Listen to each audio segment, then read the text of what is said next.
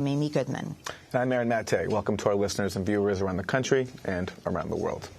Well, today we spend the hour looking at politics, money, and the pursuit of oil, focusing on what's known as the Oil Road, a series of pipelines stretching from the oil-rich Caspian Sea to Europe.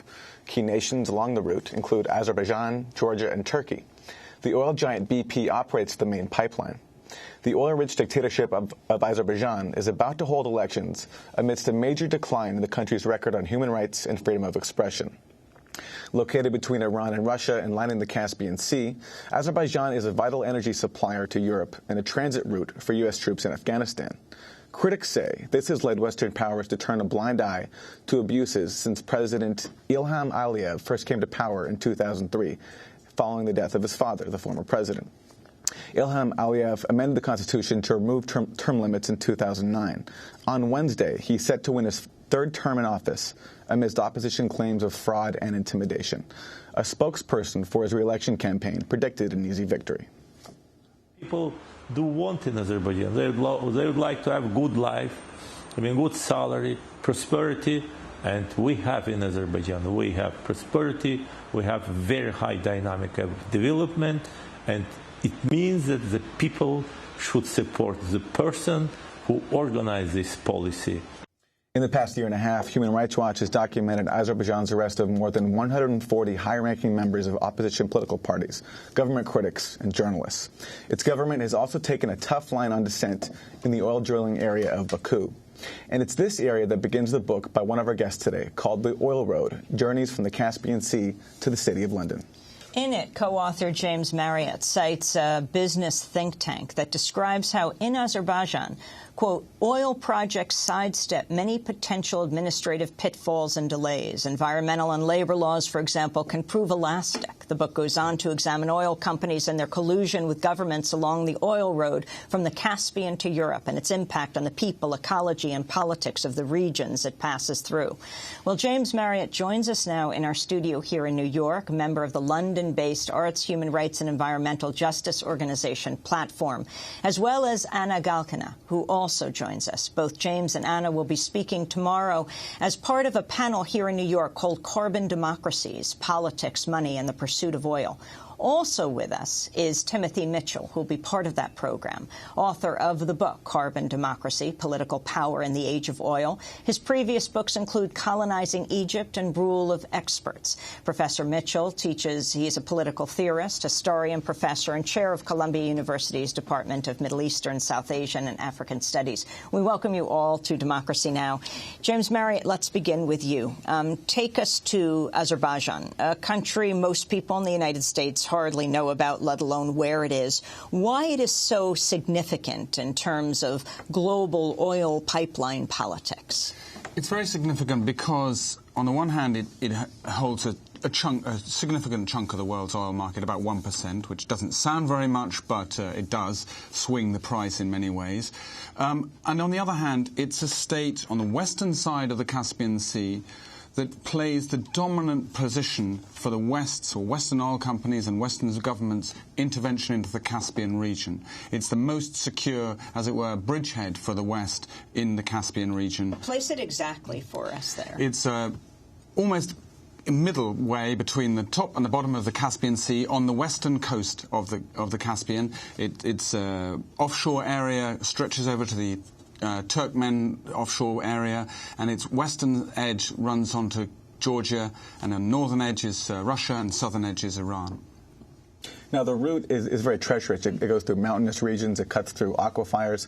Can you explain why it goes all the way up to Turkey instead of, say, closer to Iran or even to China? That's a very, very interesting question. Of course, there was a huge debate about which way oil would be exported from the Azeri fields after the collapse of the Soviet Union. It was in the interests of Western states, particularly the US, to try and run that oil out of the Russian sphere of influence and Russian sphere of control. And the State Department was the key driver for the creation of this route. From the point of view of the oil companies, it would have been easier for them to run it through Russian pipelines. There was a big push for them to run it through an Iranian pipeline or create an Iranian pipeline. But it was the State Department that drove the political requirement that it should be exported to the global market through a space which didn't run through Iran, didn't run through China, and didn't run through Russia.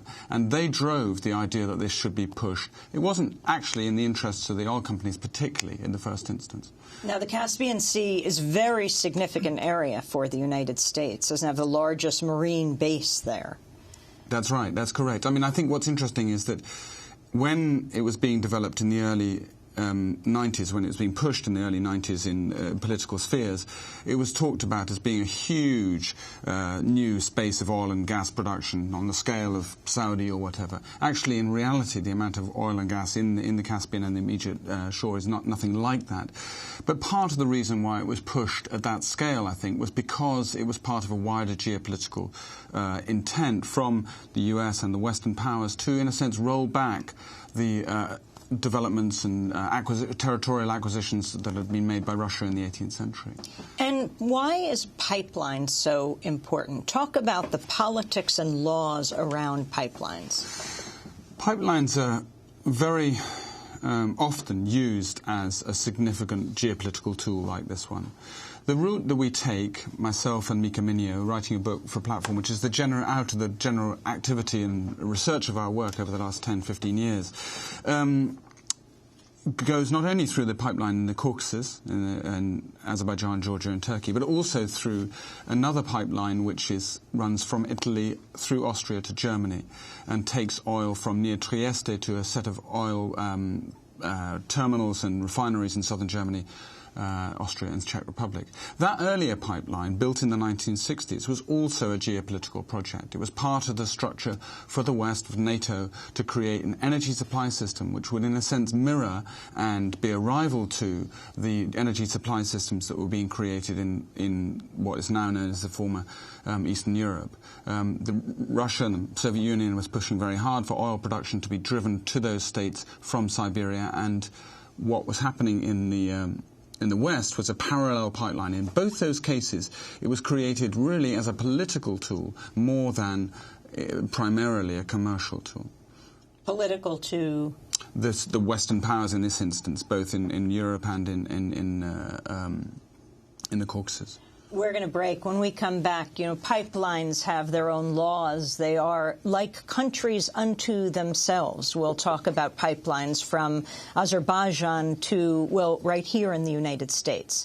We're speaking with James Marriott, who is co-author of a new book. It's called The Oil Road, Journeys from the Caspian Sea to the City of London. We'll also speak with Anna Galkina, who's in the same organization called Platform in London, and Professor Timothy Mitchell. Stay with us. It was as if there was a contest to see how many holes could be dug, to see how much of it could be sucked from the ground, to kill off every beetle and bug, to kill off every woman and child, and to kill off every man. And they put it all in barrels, and they put the barrels into cans.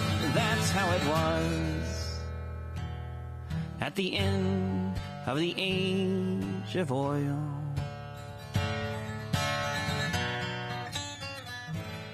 It was like a competition to see how big everything could get, from the highways to the strip malls to the giant TV sets, from the Moabs to the drag lines, monster trucks and SUVs, and the massive roaring chainsaws that cut down all the trees. That's how it was at the end of the age of oil.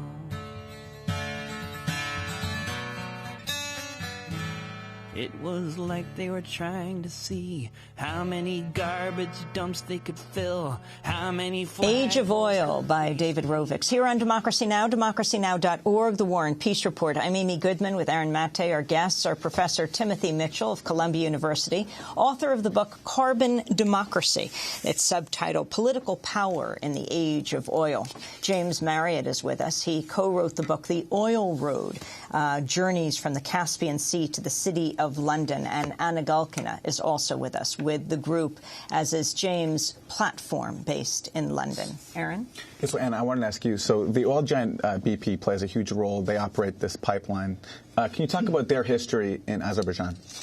So BP first broke into Azerbaijan after the Soviet Union started falling apart. Some of the first subcontracts were signed in 1992, and the interesting thing is you'll find that BP were actually there before they've established their own relations with Azerbaijan before the Western governments actually did, and BP already had an office in Baku, the capital of Azerbaijan, before any of the Western governments had embassies. And for a while, in fact, they invited the British diplomats to come and share an office with them.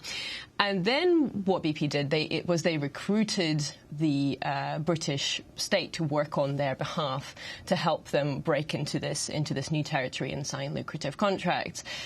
The president of Azerbaijan at the time, Elchibey, was, as we've found out from some documents that we got out of the British Foreign Office under freedom of information legislation, the president of Azerbaijan was a big fan of Margaret Thatcher. And so even though Mrs. Thatcher was no longer Prime Minister in the UK, the BP requested that she be brought over and help sign these contracts. So Margaret Thatcher got flown over from Hong Kong, where she was at the time on a trade visit as well. She got flown over from there to Baku and personally handed over the signature bonuses to the president and made sure that the contracts were signed.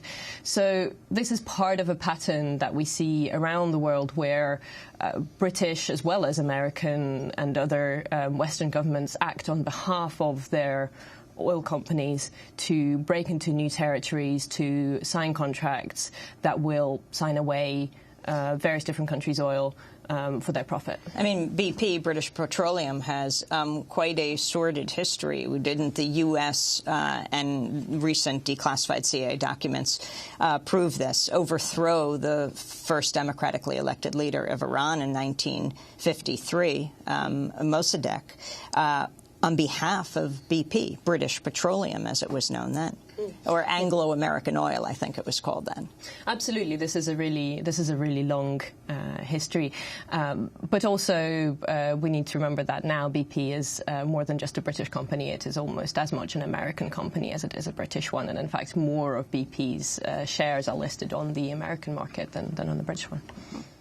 And James Marriott, you were just in New Orleans. We were all just there. And, of course, BP plays a key role in the recent history of New Orleans with the major oil spill 3 years ago.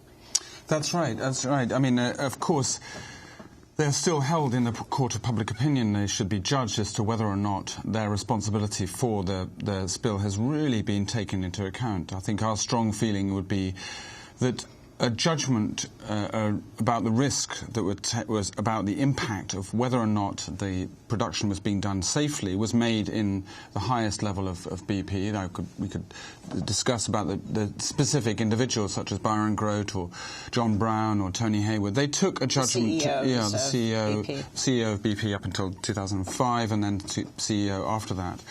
And those folks took a specific judgment to cut costs as close to the bone as they possibly could to maximize profitability. It was a trend set in BP particularly strongly from 1995 onwards. And that cost-cutting made them take a risk, or encouraged them to take a risk, on just how close to the bone they could run the project, the drilling project in the Macondo field. And they took that calculated risk. And many calculated risks pay off, and this one didn't, tragically, for the people on the production platform and for the communities along the Gulf Coast and the ecology of the Gulf. But they took a calculated risk, and our strong feeling is that they should be held to account personally for the fact that they personally took this risk, and they personally took an action which resulted in this tragedy. And that is not what is happening now in the court case in New Orleans. The company itself is being held to account, but not the individuals who took this personal action. What do you mean personal risk? Well, I mean this, which is that say I need to get from to downtown to the shops fast, and I'm in a hurry, and I make a judgment as to whether or not I'm going to drive at high speed beyond the speed limit to go through a low speed limit area, and I drive my car that way, and I hit a kid, and the kid is killed. I took a risk, I took a judgment, I'd be able to get there quickly, and I wouldn't run over a child. Of course, I didn't want to run over a child, but when I did run over that child, then my risk didn't work out. Now, if that happens, I go to court, and if I'm found guilty, I go to prison. The car company doesn't go to court and doesn't go to prison. They took a judgment about how they should operate in this instance. They cut it close to the bone, they took a risk, the risk didn't pay off, and they should be held to account. Let's turn to President Obama speaking recently at the UN General Assembly. During the speech, Obama told the world the U.S. is prepared to use its military to defend what he termed our core interests in the Middle East, that is, U.S. access to oil. The United States of America is prepared to use all elements of our power, including military force, to secure our core interests in the region. We will confront external aggression against our allies and partners, as we did in the Gulf War. We will ensure the free flow of energy from the region to the world. That's President Obama saying that the U.S. is prepared to use military force to defend U.S. access to oil in the Middle East. Let's turn to Timothy Mitchell, author of Carbon Democracy. Professor Mitchell, in your book, you argue that we can't understand the modern democratic state without comprehending the centrality of oil. Can you explain your thesis for us? Yes, there's often thought to be a negative relationship between oil and democracy. If you have a lot of oil, if you're a state that produces a lot of oil, you seem to be undemocratic. What I try to show in the book is there's a much longer and more interesting history of this relationship between oil and democracy, and that it involves us as much as the countries that depend on the production of oil. And the way to think about that is to go back to the history of coal. Without coal, we would not have the particular forms of mass democracy that emerged in the early 20th century, because with coal, it became possible for groups of organized workers for the first time in history to shut down an economy. The dependence on a single source of energy created vulnerability that organized forces in coal production, in the transportation of coal, could take advantage of. Oil was different. It didn't give workers the same kind of opportunity to threaten a productive system, and therefore it proved much more difficult to democratize on the basis of oil. Difficult for the countries that produced the oil, but also difficult for the countries, therefore, that began to switch from coal to oil, realizing that you could actually de-democratize a democratic country if you became more dependent on oil. So the U.S. decision to reorient the world toward oil production after World War II, that's a response to trying to counter coal unions in Europe? There were many reasons for the turn from coal to oil, including just the much greater use of oil for transportation. But among the things going into the calculation, this was at the level of U.S. funding and the rebuilding of Europe after World War II, is that we have to defeat the left in Europe. The left is particularly strong in the coal industry, and the way to weaken the kinds of calls for broader-based democracy that are beginning to take place in Europe is actually to undermine them by beginning to replace the basic energy infrastructure of Europe moving from coal to oil. In other words, to bring oil from the Middle East, so that, as it were, the deindustrialization, the moving of production abroad that we think of as something that happened in the 70s and 80s actually began in a certain way in the 40s and 50s with the removing of energy production from Europe to the Middle East, with the kinds of de-democratizing potential for that in Europe, as well as for those involved in oil production there. In Carbon Democracy, you have a very interesting chapter called Jihad. Explain it, and especially this week on the 12th anniversary of the occupation of Afghanistan. Yes, I wrote Jihad initially in response to the U.S. Invasion and occupation of Afghanistan, because that was the time, of course, when the U.S. declared this crusade against forms of militant and jihadist Islam. And it was a time when people began talking about a clash of civilizations, about the West standing for enlightenment and reason and opposing itself to the forms of unreason and illiberal politics represented by something that was called jihad, Islamic radicalism of various forms. There's a very different history of the relationship between the U.S. and a variety of forms of political Islam. And one of the main parts of that relationship has been a strong alliance between the United States and conservative Islamic forces, such as those that are in power in Saudi Arabia and other parts of the Gulf. And I think one has to understand the reason the U.S. came to depend on anti-democratic forces to maintain the kinds of interests and positions it had in the region, to make more sense of the rise of radical Islamic forces in the more recent period. Can you talk about the meeting of the Taliban in the United States?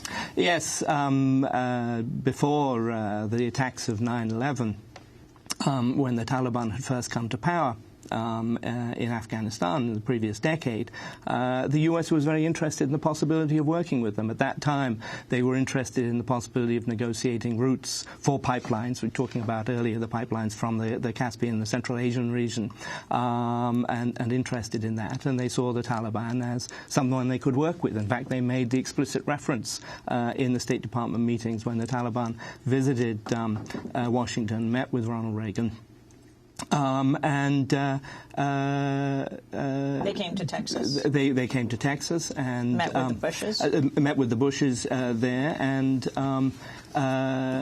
talked about the Taliban as being just like the Saudis. I mean, these are the kind of people we can work with because we need people who are conservative, who believe in a strict application of Islamic law. This will create the kind of state we would be interested in. So do you think that the Afghan war was linked somehow to trying to secure access to these pipelines? Not directly. The other things happened in between. And, of course, there was a longer history before that of the U.S. involvement in Afghanistan and the funding of the Mujahideen, the variety of Islamic groups prior to the rise of the Taliban in order to try and bring down a government that it felt was too friendly to the Soviet Union and to try and embroil the Soviet Union in conflict in the region, which it successfully did. In those days, it's U.S. policy. Didn't Zbigniew Brzezinski famously say exactly, we want to embroil the Soviets in their own Vietnam? And when asked what about supporting the Mujahideen, he said, what's a few riled-up Muslims? Exactly. And that was the policy in those days. And then even today, of course, we see in a variety of places around the world, the U.S. is very happy working with conservative Islamic forces where they can come to power at the expense of more progressive groups that might threaten the kinds of interests the U.S. has in the region. Professor Mitchell, can you talk about Egypt? I mean, today, front-page headlines once again, the scores of Egyptians being killed in this face-off between the ousted Muslim Brotherhood and the military regime that's in power today. You've written books about it. You're an expert on Egypt. What's happening there now? Well, it's a very sad situation at the moment. You know, there was a revolution almost 3 years ago that finally brought down the American-supported dictatorship of Hosni Mubarak that had been in power for decades. And in the aftermath of that revolution, a government came to power headed by the Muslim Brotherhood. The Brotherhood was enormously unpopular after a year in office, and there was very widespread protests against the government. At that point, the military stepped in, carried out a coup, removed it from power. Very many of those involved in organizing the protests were very unhappy subsequently at the extraordinary violence with which the armed forces have not only rounded up in prison but also killed many, many hundreds of protesters, of the supporters of the ousted government. The armed forces seem to think that they can return not just to the old system of ruling the government through force and through repression, but to do so on a scale that simply wasn't seen in the days of the Mubarak regime. Well, as we talk about Egypt and pipelines, let's turn to part of a video produced by activists who fought against BP's attempts to build a gas terminal in the Egyptian community of Idku. In this clip, a resident describes what happened when they went to a government office to protest the officials' negotiations with BP. When we learned there was a company that would build a factory in our area, we went to talk to the responsible government bodies. We had only one question. What is this factory supposed to be? Does it threaten to cause any harm or not? When we first took to the main highway, still far from the road and the factory site, we were surprised by an astonishing security presence, firing live ammunition against us, and attacks from plainclothes informants and police. Our people were arrested. The more we asked around, we realized the corporation had political cover and security cover from the police forces. Anna, the story of BP in Egypt and what happened with this remarkable defeat organized by local residents in this community.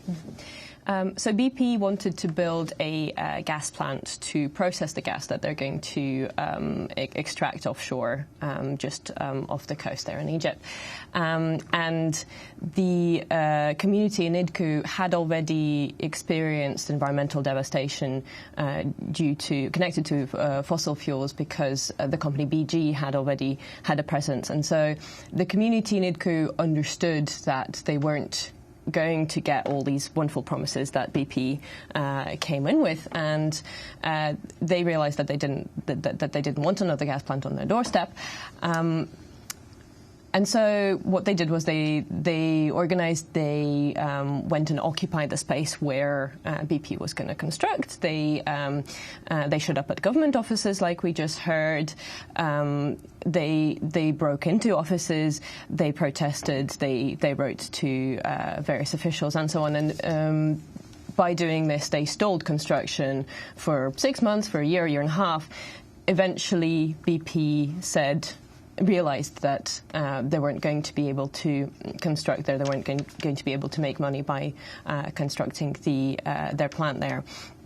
And so what we've seen since then is, of course, BP are going to try and just move on along the coast a few miles and try and build their plant in another village. And what's been really inspiring for us was to see that the villagers in Idku have now jumped in their trucks and went along the coast to the next village to share their experience and to share how they can organise against this happening.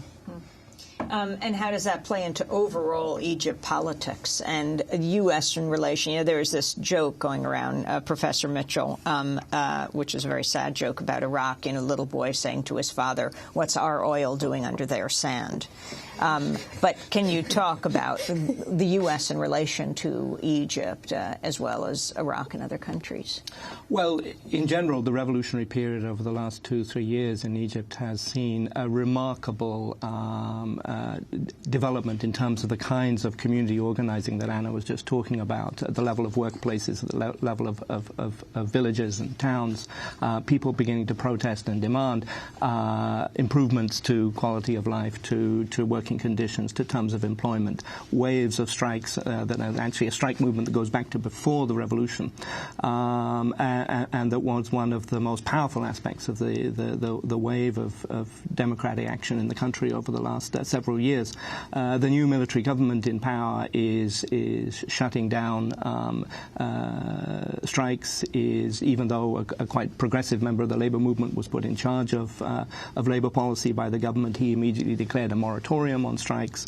The U.S. doesn't actually know particularly what to do about the situation in general. It thought it had a nice compromise with the Muslim Brotherhood in power, the kind of conservative regime that indeed did not pass any progressive labor laws, refused to do so, even though they'd been a major demand of the revolution. And the U.S. was happy with that and was rather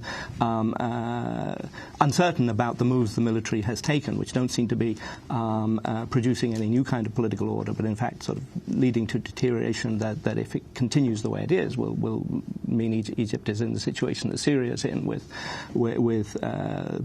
the armed forces of the state turning to uncontrolled violence against its political opponents. We're going to break and then come back to this discussion. Our guests are Columbia University professor Timothy Mitchell. His book is called Carbon Democracy. James Marriott is co-author of The Oil Road, and Anna Galkina is with the group, as is James Platform in London. This is Democracy Now! We'll be back in a minute.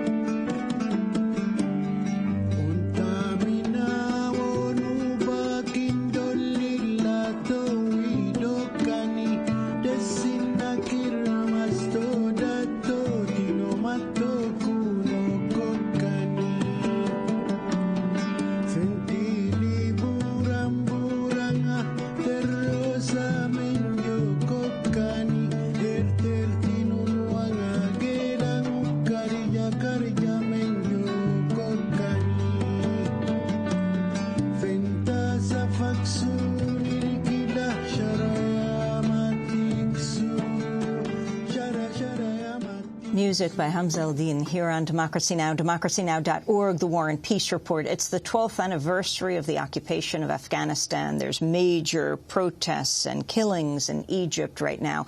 The elections are taking place in Azerbaijan, in Central Eastern Europe. And we're talking about oil, gas, pipeline politics. What links all of this? Not to mention tar sands protests from Canada to the United States, the linkages. Over the weekend, there were vigils held around the world to release 28 environmentalists and 2 journalists facing piracy charges in Russia. They're now known as the Arctic 30, detained in a Greenpeace action directed at Russia's first Arctic offshore oil rig last month. The Netherlands has filed legal action against Russia in a bid to win their release. Our guests, again, Timothy Mitchell of Columbia University, James Marriott, he has a new book, The Oil Road, and Anna Galkina from London and the group called Platform. You're from Moscow originally. What's happening with this oil protest? So the activists were detained, like you said, a few days ago, and they're now being held on the on this piracy charge. This is the first time that Russia has done anything like that. I mean, obviously, the political arrests and detentions and long-term prison sentences are applied against Russian activists, Russian citizens, on a kind of daily basis. But this is the first time in recent history that Russia has done anything like this to citizens of other countries. So, in a way, this story is going to majorly play into the international relations between the Russian government and the West, seeing as it involves... Let's talk about the Arctic drilling and why Russia is doing it and the movement against it. Sure. So the rig that the action is directed against is the first to be drilling for oil, extraction drilling rather than exploration in the Russian Arctic seas. It's got a very dodgy history. In fact, the top half of the rig was taken from a decommissioned North Sea oil platform, which was then sold on to Russia and put on the bottom supports from constructed separately and a decade previously in Arctic Russia. And so I want to play a video that Greenpeace released of us of the Arctic Sunrise captain. The ship is called the Arctic Sunrise, Peter Wilcox, filmed in handcuffs just after Russia's raid on the ship. In between Russian translations, he described what happened after the Russian agents descended from a helicopter by rope and boarded the ship.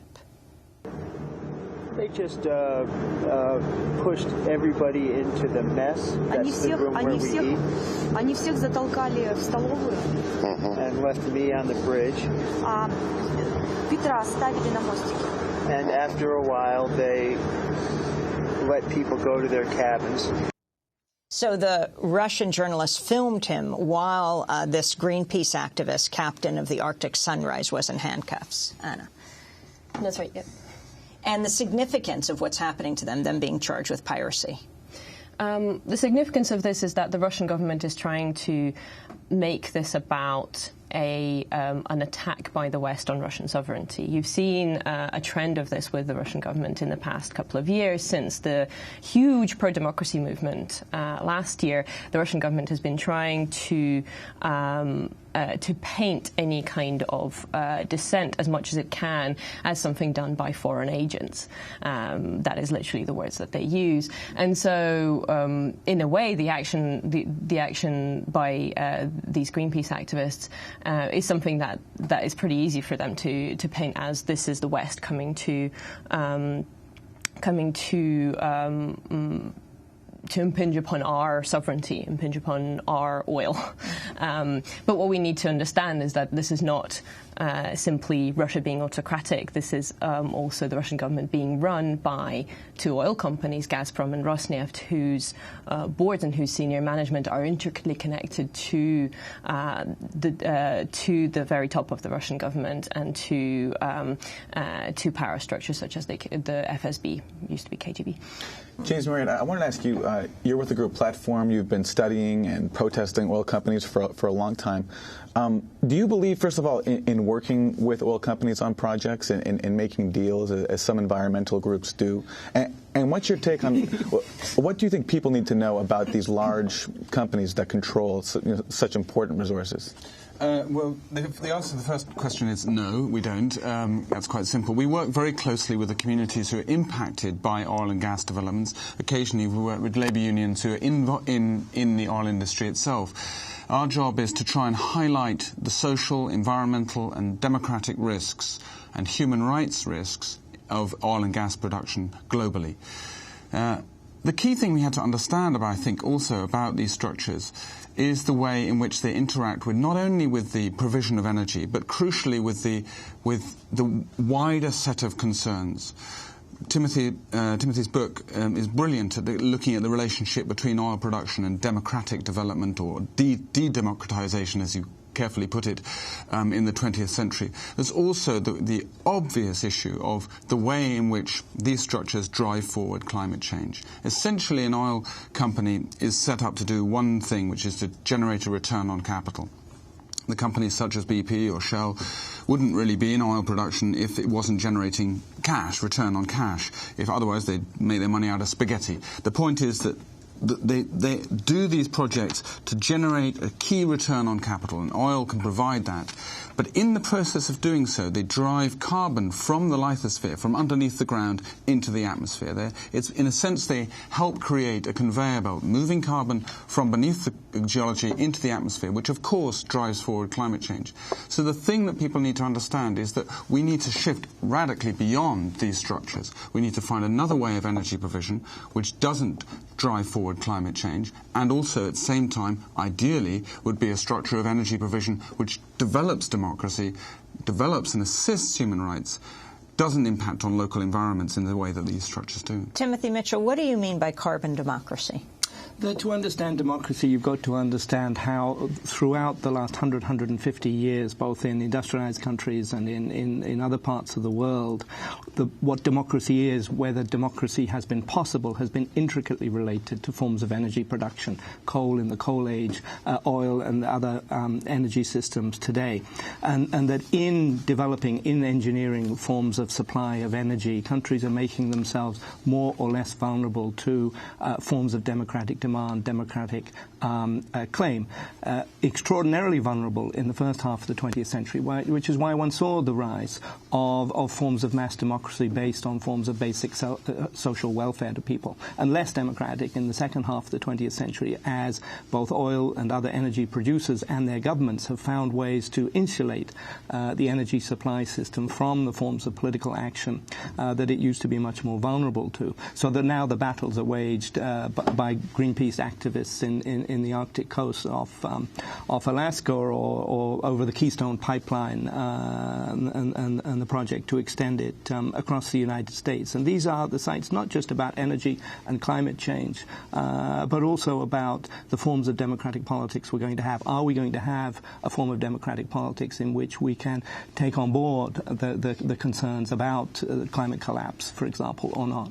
Those who are for pushing forward with the so-called unbridled capitalism often support these huge pipeline projects, but they're hardly free enterprise. They so involve state subsidies at every level. James Marriott, if you could explain that, from tar sands to the major pipeline from the Caspian.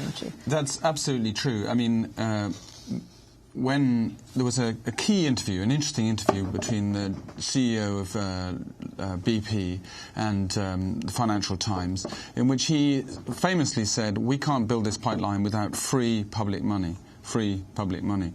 It was a little bit of a slip, I think, on John Brand's behalf, but he gave the lie there, really, to the point, which is that they crucially needed public money, and they needed it at a low interest rate, and therefore this pipeline in the Caucasus was essentially underpinned and supported by the World Bank, or the IFC, which is its arm, the European Bank of Reconstruction and Development, and on that as well, and the export credit agencies around the world, and on that foundation, then the commercial banks could come in behind behind it.